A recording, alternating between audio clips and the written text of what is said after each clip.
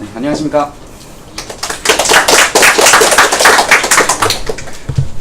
저는 은혜찬입니다. 그리고 SQL 포트폴리오로 서울시 상권 데이터를 통한 특수상권 지역 파악과 피그마블이라는 게임을 직접 구현해 보았습니다. 여러분들은 맛집을 찾으실 때 어떤 방식으로 찾고 계신가요? 구글에 검색하거나 아니면은 블로그에 있는 글들을 많이 보실 것이라고 생각이 듭니다. 그런데 여기에 맛집을 알아낼 수 있는 또 다른 방법이 하나 있습니다. 바로 특수상권을 파악하는 것인데요. 이 특수상권이란 무엇이냐? 어떠한 특수한 업종들이 밀집되어 있는 그런 상권을 저는 특수상권이라고 보았습니다. 예를 들면 이제 인천의 차이나타운이라든지 아니면은 정자동의 카페거리 같은 것들, 이런 것들을 특수상권이라고 할 수 있는데, 이런 곳들에 가면은 우리 주변에서는 쉽게 볼 수 없는 그런 특별한 맛집들을 발견하고는 합니다.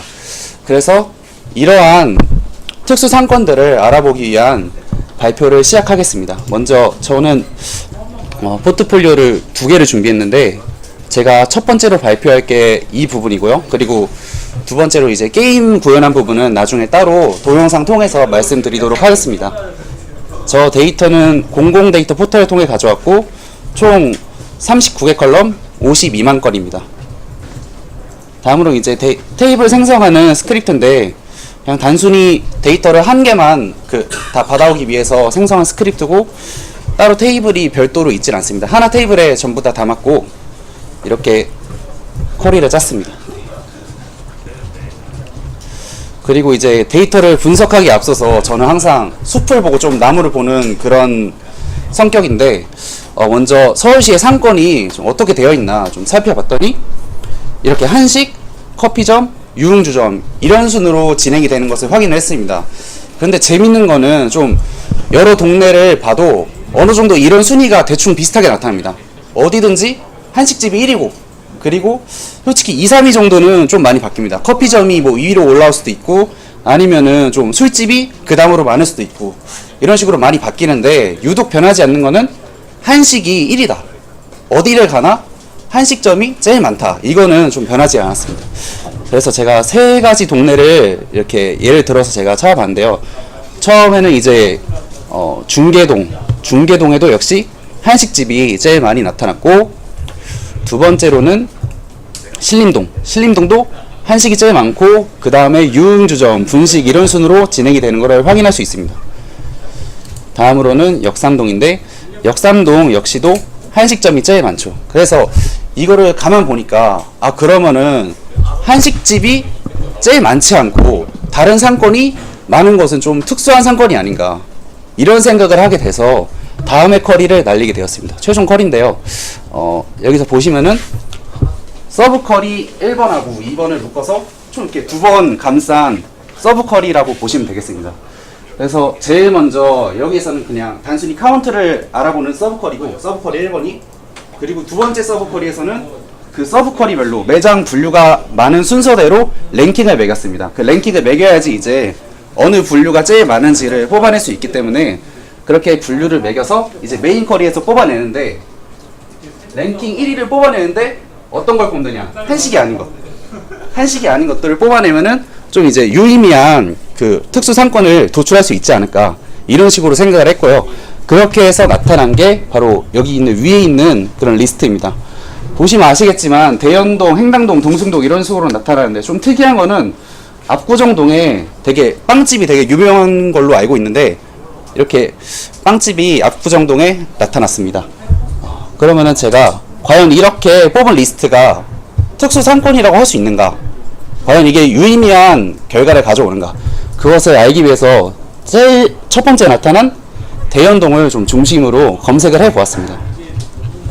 검색을 해 보니까 이거는 제가 구글에 검색을 한 결과이기도 하고, 그 중에서도 그 다이닝 코드라는 빅데이터 맛집에서 제가 빅데이터 맛집을 찾아주는 그런 사이트에서 검색을 했는데, 좀 어느 정도 의미 있는 결과가 나타난 것 같습니다. 제 기준에서는. 왜냐면은 좀 여기 사이트에 검색하면은 지역에 따라서는 되게 엉뚱한 결과도 많이 나오거든요. 예를 들어서 이제 중식을 검색했는데 홍콩 반점이 나온다든지, 아니면은 커피점을 검색했는데 스타벅스가 나온다든지, 이런 프랜차이즈들은 좀 의미가 없는 검색인데, 여기 두 번째 보시면 이제 이하다방이라 나오죠. 여기가 실제로 어디냐면은 이화여대 주변입니다. 이화여대하고 연세대 주변인데 신촌역하고 이렇게 이대 주변입니다. 그렇기 때문에 좀 이제 유출을 해보건데 여대생들이 카페를 많이 가기 때문에 또 거기 이제 연세대 학생들도 카페를 좀 많이 가는 거에 한몫을 했을 것 같고 그래서 카페 상권이 자연적으로 발달을 하지 않았을까라는 생각을 하게 되었습니다. 그렇게 하여 이제 위의 리스트가 어느 정도 제 기준에서는 충분한 의미를 가질 수 있고 SQL로 분석한 결과가 의미가 있다라는 결론을 도출하게 되었습니다. 좀 아쉬운 점이 있다면 이것이 좀 사람마다 기준이 다르고 좀 정답이 없는 부분이기 때문에 정성적인 접근이 좀 강하다는 점, 이런 점들이 좀 아쉬운 점으로 남았습니다. 네. 다음으로는 제가 위에 있는 상권 데이터를 가지고 그 피그 마블이라는 게임을 구현했는데요.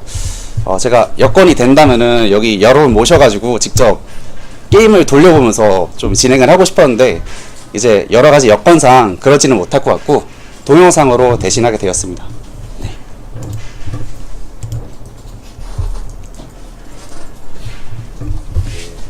안되면 제가 할게요.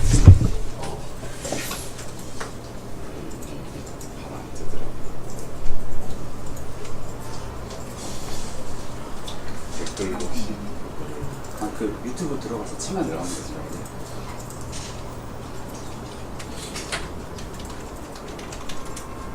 유튜브 들어갔대. 네, 유튜브 들어가서 좋습니다.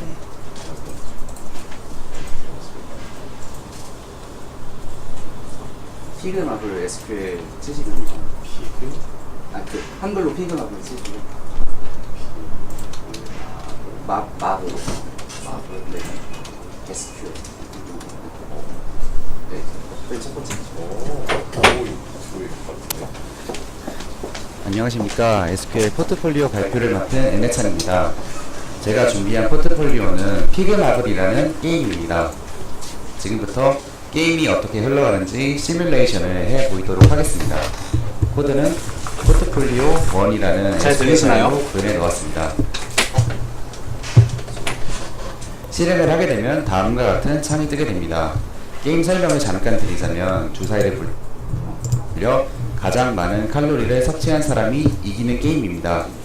예를 들어 우리 반에서 윤호와 호성이가 게임을 한다고 가정하고 시작하겠습니다. 먼저 윤호부터 입력하겠습니다.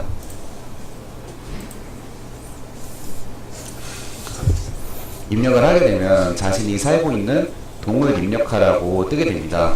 아직 전국의 데이터가 아니라 서울시에 있는 동만 데이터베이스에 들어있는 상태이기 때문에 서울시에 살고 있는 학생 2명을 고르게 되었습니다. 이제 윤호가 살고 있는 중계동을 입력하면 다음과 같은 메시지가 뜨게 됩니다. 지금 내부적으로는 게임 테이블이 생성되고 송윤호라는 윤호라는 그런 유저의 데이터가 생성이 된 상태입니다. 이를 직접 보여드리겠습니다. 이렇게 게임 테이블을 조회해 보면은 10개의 행이 들어있는 것을 확인할 수 있는데 이 중에서 7개는 랜덤으로 중계동에 있는 음식점을 가져온 것이고 3개는 체육관, 노래방 같은 매장에서 랜덤으로 가져온 것입니다.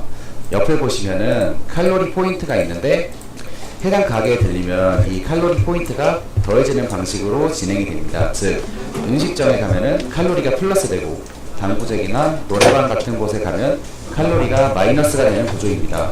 또 재방문 시 점수가 2배가 되는 효과도 구현했습니다. 단골 손님은 원래 더 서비스를 많이 주는 법 아니겠습니까? 음식도 2배, 노래방 서비스도 2배를 주는 것입니다.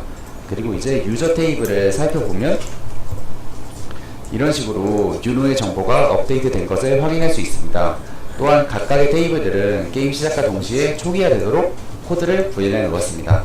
자, 이제 게임을 진행해 보겠습니다. 이렇게 주사위를 굴리게 되면 이렇게 해당 매장으로 이동해서 칼로리를 섭취하게 됩니다. 지금은 주사위가 3이 나왔기 때문에 이렇게 세 번째 매장에 있는 가게에 가서 칼로리를 먹게 된 것입니다. 참고로 이 칼로리 포인트는 어떻게 할당을 했느냐, 여기 보시면은 클래스 네임이라고 있는데 이 분류가 17개 정도 되는 걸로 알고 있습니다. 여기에 따라서 어느 정도 제 주관적인 기준으로 할당을 했습니다. PLSQL로 케이스를 이용해서 예를 들면 이제 뷔페 같은 곳에 가면은 1000칼로리, 분식점 같은 곳은 300칼로리고 떡볶이 같은 거는 밥이 아니라 간식이라고 생각하기 때문에 그렇게 적게 할당을 해놨습니다. 자, 이제 설명은 이렇게 하고 계속해서 게임을 진행해 보도록 하겠습니다.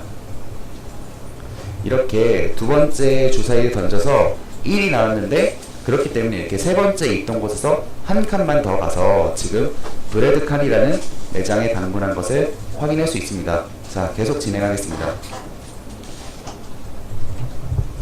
계속 진행을 하게 되면 이제 나왔네요. 그 단골 손님 이벤트라는 걸 설명드릴 건데 여기 보시면은 별이 두 개가 생긴 것을 확인할 수 있습니다. 이게 무엇이냐? 별이 두 개이기 때문에 점수가 두 배가 되는 겁니다. 마찬가지로 별이 세 개면은 세 배, 네 개면은 네 배로 점수가 올라가는 그런 구조입니다. 그렇게 하여 쭉쭉 진행을 하게 되면 네, 이런 식으로 게임이 끝나게 됩니다. 먼저 동에 있는 간단한 상권 정보가 표시되게 되는데 이 중계동에 한식집이 몇 개고 분식집이 몇 개 있는지 등등이 이런 식으로 표시가 되게 됩니다. 또한 밑에 보시면은 오늘 게임에 나온 매장들이 나타나는데 이 매장들이 가상의 매장들이 아니라 진짜 존재하는 매장들입니다. 그러니 한번 지역 상권 활성화를 위해 주말에 방문하는 게 어떻겠냐는 제안과 함께 게임이 종료가 됩니다. 지금 윤호가 총 500점을 획득했습니다.